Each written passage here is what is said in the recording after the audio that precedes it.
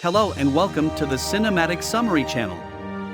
In this video, we'll give you an easy and quick rundown of another critically acclaimed film. So sit back, relax, and enjoy the video. Don't forget to subscribe to our channel and give the video a like if you enjoyed it. In this video, we are going to tell an investigative story that takes place in the year 1830 in Hudson Valley, New York. In there, they summon local detective Augustus Landor to investigate the murder of a cadet. They had found the young man hanged and with his heart ripped out. Faced with a code of silence among cadets, Landor enlists the help of the most eccentric of cadets to advance the investigation, a young poet named Edgar Allan Poe. If you want to know the full story, follow the video. At dawn, a man from the vicinity of the military academy comes home. His name is Augustus Landor, and Captain Hitchcock, deputy commander of the military academy, awaits him at his door. He informs Landor that Superintendent Thayer requests his presence. Then the two go to meet the colonel.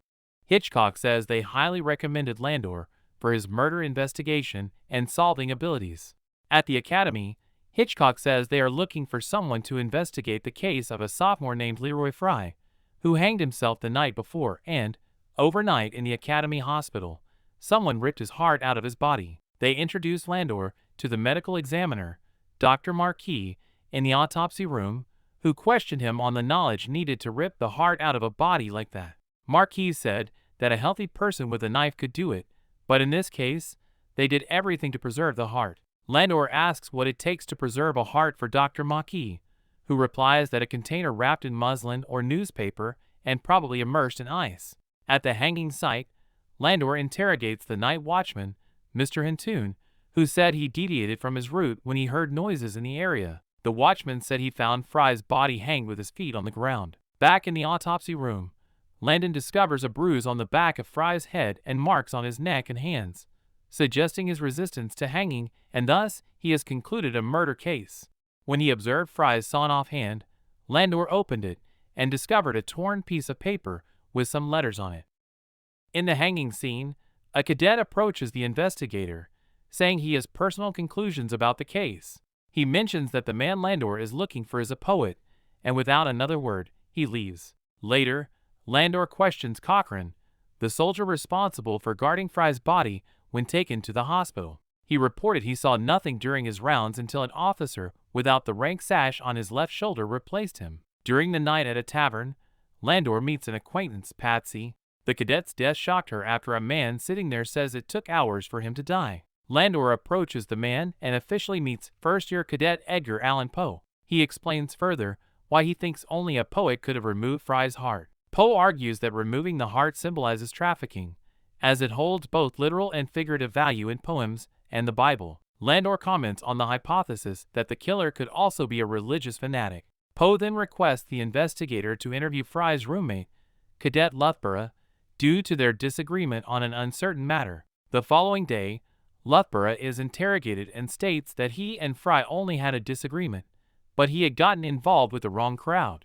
Outside the courtyard, Landor is talking secretly with Poe and offers him a job, asking him to decipher the note segment found in Fry's hand. During the night home, Landor has memories of his daughter dancing in a flowered dress when Poe knocks on the door. He says he decoded the message and that the sender wanted to disguise his identity by the handwriting he used.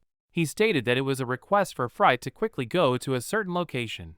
Landor figured the most likely place for a date outside the academy would be the docks, presumably to meet a woman as well. After that, Landor and Patsy appear in bed, and he asks her about Poe. She says he is charming, courteous, and talkative. The next day, Poe finds a millet left at his watch point written, "Meet me at the ice depot. Take courage." Landor states that Fry's heart was taken inside the warehouse. He said his investigation considers religious reasons as a kind of ceremony, since they found an occult symbol on the basement floor, surrounded by blood and candles. Landor says he has an old friend who might be helpful in the investigation. Professor Jean Pepe is an expert in symbols, rituals, and the occult. Landor presents the drawings found on the storeroom floor to him, who says it is a magic circle. Pepe asks Poe to read the center page of one of his books that is on the shelf. He also comments on a rare occult book called Disc Hours du Diable by Henri Leclerc, known to have instructions for achieving immortality. Poe reads the page indicated by Pepe that lists the ingredients for a witchcraft ritual: impure animals, hearts of unbaptized children, and hearts of hanged men. Later, in the academy courtyard, Landor asks Poe to infiltrate the cadets in search of those involved in the occult. Poe tries to look for involvement among the soldiers by stating that he has received obscure proposals from a certain person to explore arcane practices. Cadet Artemis expressed interest and doubts about the person in question. Soon after, Poe fakes a health problem to see Dr. Marquis. The coroner gives Poe a certificate of dismissal from classes and instructs him to deliver it to Lieutenant Locke and Cadet Commander Artemis, who is his son. When questioned by the lieutenant about his health, Poe says that he felt bad because of very pronounced boredom. Artemis likes the argument and helps him by saying his father dismissed him for never having seen anything like that. Artemis takes an interest in Poe and tells him to report that night to a barracks in the North Barracks. Later, Poe locates Landor at his home and informs him he can penetrate a close-knit group of friends surrounding Artemis, the son of Dr. Marquis. Upon arriving at the lodge at night, Artemis introduced Poe to the group, but one of its members, Mr. Ballinger, teases him. Poe recites a poem and elicits laughter from the group, plays cards, and drinks a liqueur given to them by Patsy. Artemis asks Poe if the investigator questioned him. Afterward, the group reveals to have been close with Fry at some point. Here, Landor has a dream about his daughter. First, she appears happy with her dress, then cries in prayers and despair. The next day at Fry's funeral, his mother hands Landor her son's diary, knowing that the army trusted him. He couldn't understand the diary. It had only letters and numbers. Upon passing through the gate, Dr. Marquis introduces his wife Julia to Landor. She is concerned about Fry's death and is also sorry to hear about the death of the detective's wife. At the Marquis house that evening, a young woman named Leah, Artemis' sister, performs on the piano in front of Poe and her brother's companions. Poe approaches the young woman and both recite a poem, chat in French, and agrees to go on a walk together. Meanwhile, Landor rips a page from Fry's diary and wets it in water to reveal what is written. During the tour, Leah and Poe walk through the cemetery. They talk about death and philosophy and they laugh. Leah, when laughing, coughs and shows health problems.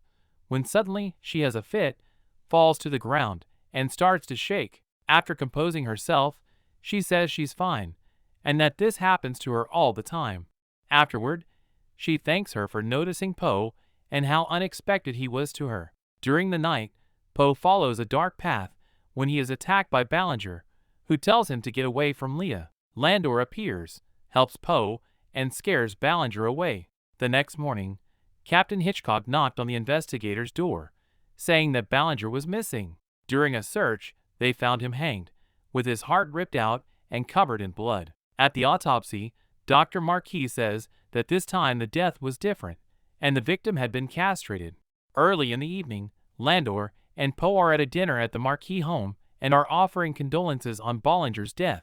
Artemis makes indirect attacks on Poe for fighting with his friend. Julia has a fit of anger over the situation and leaves the table. Dr. Marquis apologizes and says their friend's death devastated his family, then invites Landor into his office. Upon getting there, the investigator looks around and comments to have noticed Leah has a health problem.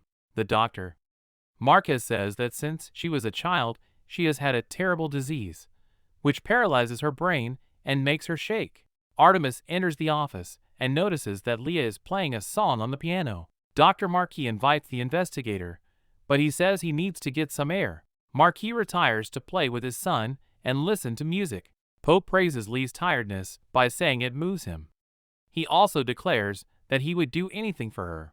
Meanwhile, the investigator goes inside a closet and finds an officer's uniform with stripes missing from the left arm. But there was also Mrs. Julia, who asks him to put the uniform back in place. Landor says he wanted to show that to Dr. Marquez, so they go down together. Dr. Marquis says that was his brother's coat. Artemis says it's the only memory they have of him. At that moment, Captain Hitchcock appears, saying that another cadet has disappeared and would mount a new search. Landor shows up at the command door and says Stoddard fled, not missing. He reveals from Fry's diary that Ballinger and Fry were friends and that Stoddard probably feared he'd be next to die. Landor goes to Professor Pepe and asks if Leclerc was a priest. Pepe says he was a priest burned alive. Here, Poe recites a poem about Lea's pale blue eyes, describing them as something that can't be hidden, even in the dark of hellish darkness. Then Poe asks her to open up and talk about her affliction. Leah asks if he remembers when he said he would do anything for her. Pepe shows the investigator a book called Disc Hours du Diable, with a photo of the author. On it was Leclerc's photo. Landor goes to Dr. Marquis and talks about the enigma that has been his family. He tells that Father Henri Leclerc was a witch hunter until they hunted him as a witch. He says that Leah is being guided by the witch through a rare book that is in his office called Disc Hours du Diable, Communication with the Devil. Dr. Marquis denies knowledge of the book, but mentions that Leah had previously sought it out, claiming that she had found someone who would help her, her great-great-grandfather Leclerc. Dr. Marquis then reveals that his children told him that Fry was already dead when they ripped his heart out, and they would never kill anyone. Marquis said he only gave in because miraculously Leah started to improve. Landor stops him and asks where his family was. Marquis says he doesn't know, but that earlier Poe was together with Artemis. The investigator hurriedly gets up to search the house for them. Meanwhile, in the basement with Poe unconscious, Julia encourages her daughter, who is about to feel sick, to continue with the ritual. Artemis takes a knife and makes a blood mark on Poe's chest, who wakes up weakened, saying he doesn't know what's going on. She says that sacrifice is the greatest expression of love. Landor appears in the basement trying to stop the ritual. Artemis takes the knife, and a fight ensues between the two. The ritual continues in a hurry, but the place catches fire, and a part of the ceiling gives way, falling on Leah. After that, her brother and mother go to her rescue. At that moment, Landor rescues Poe and drags him away. He also rescues Julia by dragging her out of the fire. The ceiling gives way and collapses on Leah and Artemis. Then the whole house catches fire. The next day, in the infirmary, Captain Hitchcock tells the investigator that a doctor says Julia has already suffered enough from her trauma, and Dr. Marquis had requested his resignation. Superintendent Thayer thanks Landor for his work and informs him he has fulfilled his contract. They say goodbye at the exit of the academy. Upon arriving home, the investigator finds Poe at the door saying he knows about his daughter. The two enter the house, and Poe points out the similarity in handwriting between the note found in Fry's hand and the one left by Landor on the statue. He says that Patsy told the story that 3 malefactors raped her daughter when she was returning from the academy dance. He also tells that she was tormented by what happened and threw herself off the cliff. Poe says that she could have helped and even comforted him. But Landor said he could have done nothing to comfort him. Poe said he tried to understand how 2 different plans intersected in the murder of a cadet on the same night. He said that Artemis and Leah were only looking for a corpse, as long as it had a heart. And so, when the revenge side had its object accomplished, he was interrupted by sneaking back home and receiving the news that in the meantime, the corpse had been mutilated. Landor confesses to hanging Ballinger and taking his heart, as Ballinger was one of his daughter's rapists, according to Fry's diary, which also denounced Stoddard under duress. However, he had neither the strength nor the inclination to pursue it. Poe agrees that what happened was truly dreadful and savage. Afterward, Landor hands Poe a note incriminating himself, but he burns it in a candle fire.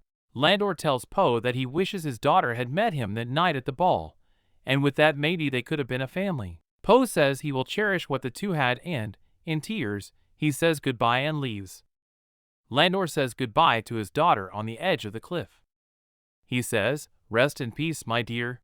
So, did you like the video? We'd love to hear your thoughts and opinions on the movie, so please leave a comment below. Also watch other of our summaries of the best movies in cinema. Thanks for watching, and we'll see you in our next video.